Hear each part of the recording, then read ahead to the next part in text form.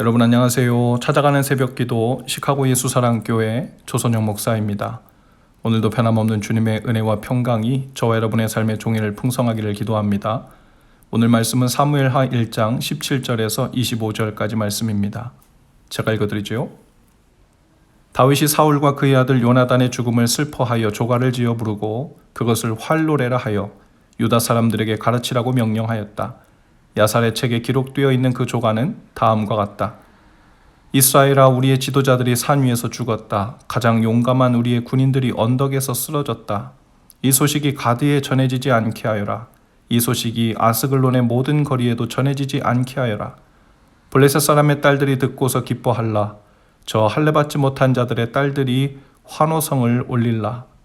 길보아의 산들아, 너희 위에는 이제부터 이슬이 내리지 아니하고 비도 내리지 아니할 것이다. 밭에서는 재물에 쓸 곡식도 거둘 수 없을 것이다. 길보아의 산에서 용사들의 방패가 치욕을 당하였고 사울의 방패가 녹슨 채로 버려졌기 때문이다. 원수들을 치고 적들을 무찌를 때 요나단의 활이 빗나간 일이 없고 사울의 칼이 허공을 친 적이 없다. 사울과 요나단은 살아있을 때에도 그렇게 서로 사랑하며 다정하더니 죽을 때에도 서로 떨어지지 않았구나. 독수리보다도 더 재빠르고 사자보다도 더 힘이 세더니. 이스라엘의 딸들아, 너희에게 울긋불긋 화려한 옷을 입혀주고 너희의 옷에 금장식을 달아주던 사울을 애도하며 울어라. 아, 용사들이 전쟁에서 쓰러져 죽었구나. 요나단 어쩌다가 산 위에서 죽어 있는가. 아멘. 주님께서 우리에게 분명 명하신 말씀이지만 현실에서 일이 정말 가능할까 싶은 성경 구절들이 좀 있는데요. 그 중에 하나가 원수를 사랑하라는 말씀일 것입니다. 가족과 친구들 혹은 교회 형제 자매들은 더 사랑해 보려고 노력하겠지만 정말 원수를 사랑하는 것이 가능할까 싶을 때가 있지요. 하나님께서 원수 되었던 죄인인 우리를 사랑하셔서 독생자들을 보내셨죠. 바로 하나님께서 먼저 원수를 사랑하신 본을 보이시고 우리에게 그것을 명하신 것입니다. 성경에서 진실하게 원수를 사랑한 사람이 있다면 바로 다윗일 것입니다. 다윗에게는 원수의 죽음을 슬퍼하는 성품이 있었습니다. 비록 자신을 미워하고 죽이려 했던 원수 사울이었지만 하나님이 세우신 종이 죽었을 때 진심으로 슬퍼하는 마음이 다윗에게 있었죠. 오늘 본문에 보면 다윗이 사울과 그의 아들 요나단의 죽음을 슬퍼하여 죽음의 노래 조가를 지어서 부르는데요. 그것을 활노래라 하여 유다 사람들에게 가르치라고 명령합니다. 자기만 슬퍼할 것이 아니라 이스라엘 모든 사람들이 슬퍼하도록 했죠. 이스라엘 모두가 사울에 대한 자신의 사랑을 함께 하기를 원했습니다. 더 나아가 온 세상 만물이 그 슬픔에 동참하기를 원했죠. 길보아의 산들 위에는 이제부터 이슬이 내리지 아니하고 비도 내리지 말라고 합니다.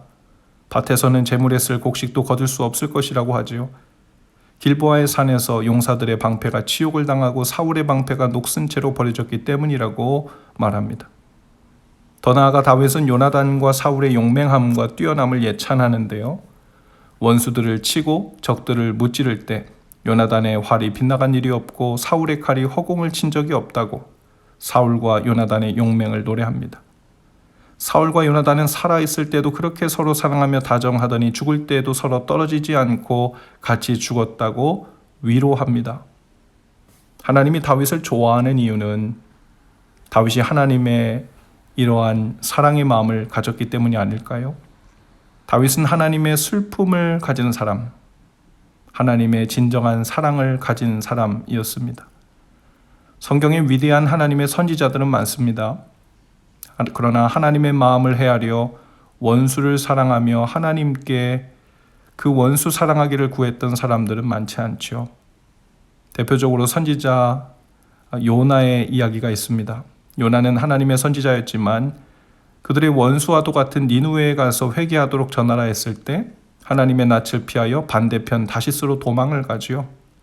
하나님께서 풍랑과 고래를 준비하셔서라도 니느웨에 있는 앞뒤를 분간할 줄 모르는 백성들과 짐승들을 구원하시려는 그 하나님의 마음, 그 하나님의 슬픔을 요나는 알지 못했습니다. 아니, 알려 하지 않았고 그렇게 애쓰시는 하나님을 끝까지 귀찮아하고 원망하고 못마땅히 했죠.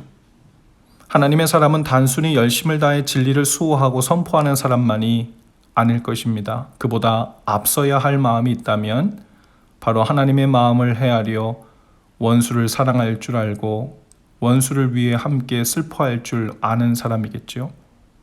잃어버린 영혼, 슬픔과 고통 중에 있는 사람, 고아와 과부, 나그네를 측은히 여기며 사울처럼 한때는 하나님과 다윗을 등지고 원수가 된 사울과 같은 사람이라도 불쌍히 여기며 진심으로 슬퍼할 줄 아는 하나님을 닮은 사랑의 사람일 것입니다. 우리는 하나님이 사랑하는 사람들을 사랑하고 섬기는 것을 통해 하나님 사랑하는 것을 보입니다. 하나님 사랑과 이웃 사랑이 둘이 아닌 한 가지 계명이라고 하신 말씀의 의미이기도 하죠. 다윗이 왕의 자격이 있었던 것은 원수인 사울도 하나님의 마음으로 사랑하고 진심으로 불쌍히 여길 줄 알았던 사람이었기 때문입니다. 그가 범한 수많은 잘못과 죄가 있더라도 하나님이 보시는 긍휼의 눈으로 그들을 볼 수 있는 마음이 있었기 때문입니다. 세상에는 자기가 옳다고 주장하면서 동시에 상대를 미워하고 정죄하는 것을 통해 자신이 하나님과 가깝다고 말하는 사람들 천지입니다. 그러나 하나님을 사랑하는 성도는 하나님의 마음으로 상대를 보고 미워하는 마음 대신 긍휼히 여기고 정죄와 비판을 하는 대신 하나님 손에 다윗처럼 맡겨드리며 하나님의 처분을 구하는 마음일 것입니다. 예수님께서 십자가에 달린 채로 로마 병사들을 바라보면서 아버지 저들의 죄를 사하여 주옵소서, 저들은 자기들이 무슨 일을 하는지도 알지 못합니다 라고 했죠. 바로 하나님을 기쁘시게 하는 주님의 마음입니다. 오늘 다윗의 이 귀한 마음, 원수를 사랑하고 긍휼히 여기고 그들의 고통에 대하여 슬퍼할 줄 아는 마음을 저와 여러분에게도 허락해 주시기를 기도합니다. 성령의 은사들 중 가장 큰 은사, 성령의 열매 중 가장 큰 첫 번째 열매, 그 하나님의 사랑을 우리에게 부어주시기를 바랍니다. 그 귀한 마음길과 눈길을 통해 하나님의 은혜와 진리가 복되게 흘러가며 성취되는 것을 보는 날 되실 수 있기를 주님의 이름으로 축복합니다. 기도합시다. 주님, 다윗의 슬퍼하는 마음을 저희에게도 주옵소서. 원수까지도 하나님의 눈과 마음으로 보고 대할 수 있는 주님의 마음을 저희에게도 주옵소서.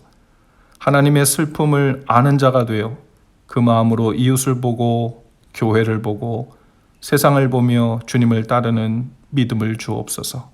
예수님 이름으로 기도합니다. 아멘. 여러분, 오늘도 예수 사랑으로 화이팅입니다. 화요일 아침에 다시 찾아뵙겠습니다.